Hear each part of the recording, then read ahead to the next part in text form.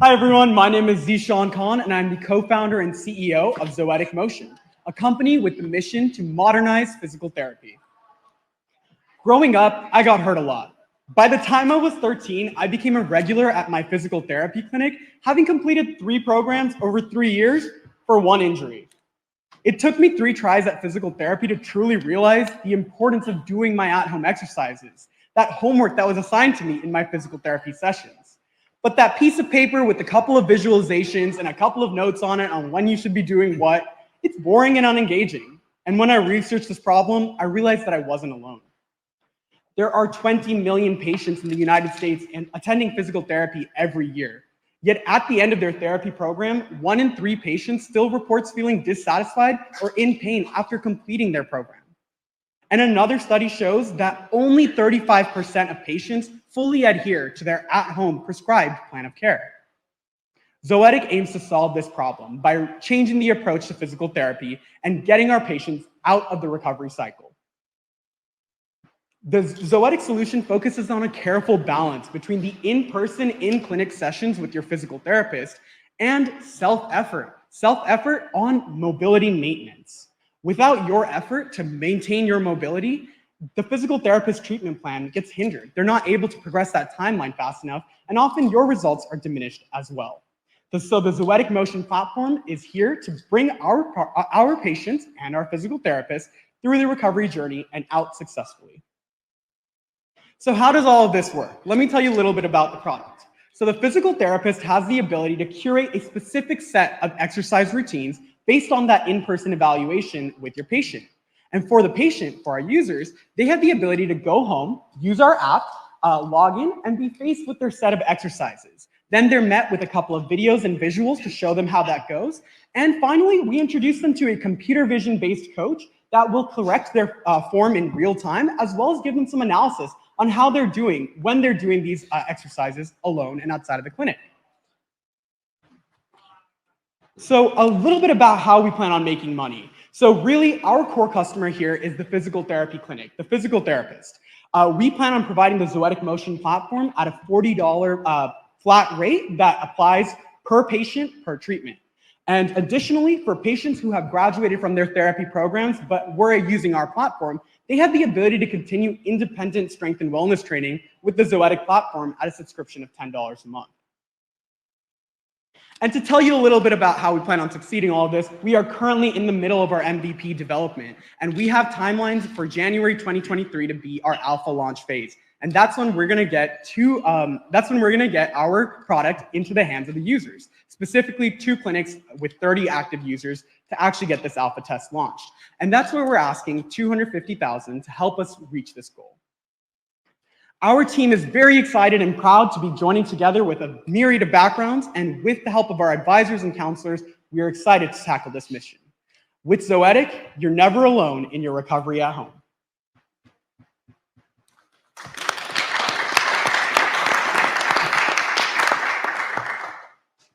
All right, let's open it up to questions from the judges. Your development side, what do you have and what you need to do? Yes. So in terms of the app development or the roadmap? To get an MVP? Or? Yeah, absolutely. That's a great question. So I've actually been working, I'm a computer science master's student right now at Cal Poly. I already have my bachelor's. So I've been working on the machine learning framework that would really allow us to plot the data points on the human body. And so really my goal has been to keep this as simple as possible. So I'm just using the data that I'm collecting from the phone's camera. So right now, I have been successfully able to plot the data points on a human body, and I am able to collect that data and have it downloadable for me to work with.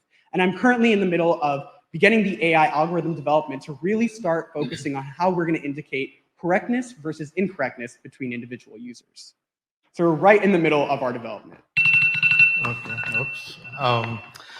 I do have a quick question on the competitor landscape, because I have personally had a situation wherein I had to go to a physical therapist, and there was another software that I was asked to install and follow the exercises. So have you done your competitor analysis, and what did you find lacking that would benefit Zoetic Motion? Absolutely, yes. So I can tell you a little bit about where we are different, and I'm going to go ahead and pull up the slide real quick too.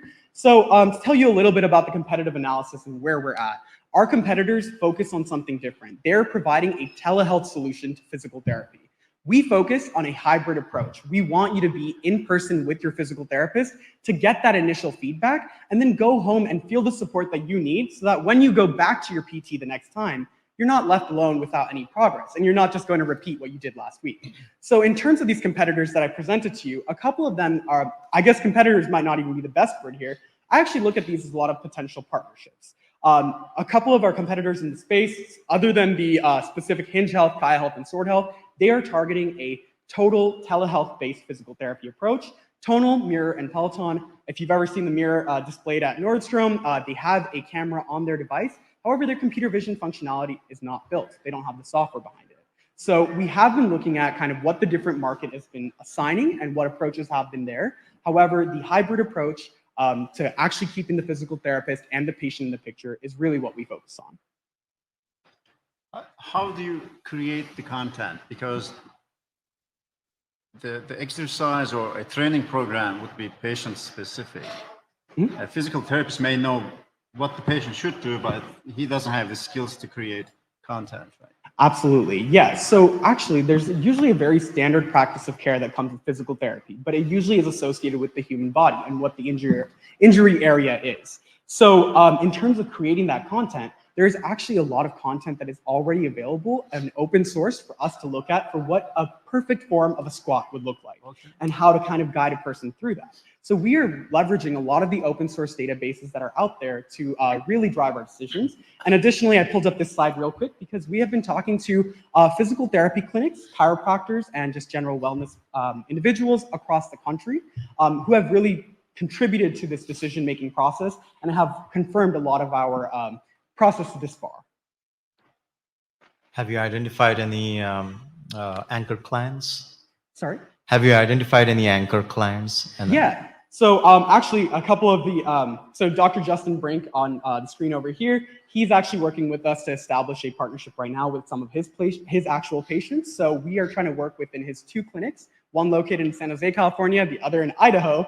And we're trying to work with 15 patients of his on each end. So right now we are formulating that agreement with him. He is on board and he's actually part of our advisory team. We just are working on, the patient privacy agreements, making sure we take the right steps when we work with the individual users. With the 250 that you're trying to raise, what's so difficult to create this app? Where are you going to use it? Oh yeah, absolutely. So really what our goal is right now, we are limited by the speed of development. Our software engineering is essentially myself and one other teammate. So at this moment, and I am still pursuing my master's, I'm just about done with it, but as I'm finishing up, I'm noticing that our timeline can be significantly improved if we're able to take on our more developers. And so what this 250K will really allow us to do will not only allow us to get some business insurance, which will be very important for when we get into our user testing. It'll also allow us to focus on creating an incentivization program for the testing as well. So really what we're looking is to use this money towards getting our development team completely ready and able to get our alpha launch set up. Additionally, we're going to use the money to have our partnerships lined up and also a little bit of incentivization and rewarding for those initial users. Is this a business case in which more data means higher value, better outcome? Absolutely, yeah. So one of the things that we've really been interested in is that in the case of physical therapy, as I mentioned earlier, there are certain standards in play. So for physical therapists, if you're working with your patient and they have, say, a shoulder injury, and we're working with, say, a set of 10 physical therapists, we are actually going to be collecting the data on how not only how their patients react, but also how the therapist is able to assign a set of exercises for that injury group. And a big part of what we're looking at is long-term recovery outcomes, making sure our patients leave the cycle of recovery and they're not just going back in 6 months later and calling for insurance, like, help me out. So we're really looking at that as helping our patients exit the cycle. And yeah. So question about AI. Can you please elaborate more on your AI journey, where you are at, what is it needed, and what will it take you? And use of proceeds, like building on his question, 250K, how the use of proceeds would look like. So if you can just shed some lights in the context of your AI journey. Yeah, absolutely. So I would say that AI is really where we're going to spend the most of our time in development. And that's because there are so many nuances in the types of human variances, injury variances, and all of those natures. So right now, what we're really looking at and where a lot of our research has been creating a model of the standard human. And as I say that, I hope you recognize I did say quotes. There is no one general standard human. So we are actually building a set of different models to compare against. So in terms of the AI development, we are actively building the models for human analysis. We do have one model that does represent our target average human. However, now we're looking at kind of the different variances in body type, height, and just gender and age. So right now, that's where our AI development is going. And in terms of how we plan on really expediting this process is there's a couple of licenses that we want to start looking at, especially with the technology that we're using. We're focusing on a lot of open source technologies, but once you start going commercialized, there does become the license limitations, and they do require certain amounts of cost. So that's what we're really trying to hope that this money will help us support to get past a lot of the licensing issues and get us towards our alpha test, get the phone in the hands of the users. So 2 more leading questions to that end. Who would have the IP? Are you thinking of like kind of filing any patent to support your growth trajectory, number 1? Number 2, all these models are fine, but your AI is as good as your data. So how much data have you collected, and how many patients, how many data points, and how much you want to go in the next quarter or 2? Yeah, absolutely. So within the next quarter or 2, we are looking to get from our right now, we are focusing on just 2 users that we have in our test category. They are part of different physical therapy routines that we've been working with locally to kind of explore. And what our plan is to get to the point of getting 2 clinics signed up for our alpha launch and 15 users each. And the reason why we're doing 2 clinics and 15 users is because on average, in a month, a physical therapist will see about 30 patients. So if we can target about half of their patients for that alpha launch, that's really where our focus will be into trying to get these initial users together.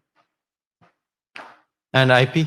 Yes, and for the IP side, we have been working with an IP attorney who's been guiding us a little bit between trade secrets, what we can maintain on that end, and the fact that we're using some open source technologies. And so currently our plan is to maintain trade secrets and copyrights.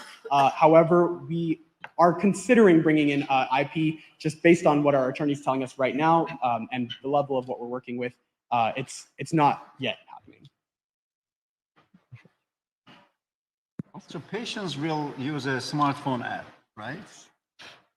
Yes. And yes. is there any hardware involved on the clinical side, like a mirror or something like that? Yeah, so actually that's a great question. I'll be very quick about it. We actually spent a couple of months just working on a hardware device, a wearable, for example, to add to that data. However, we were able to realize that a sensorless approach is not only much easier, but it's easier to scale for us. So we don't have to worry about that hardware limitation.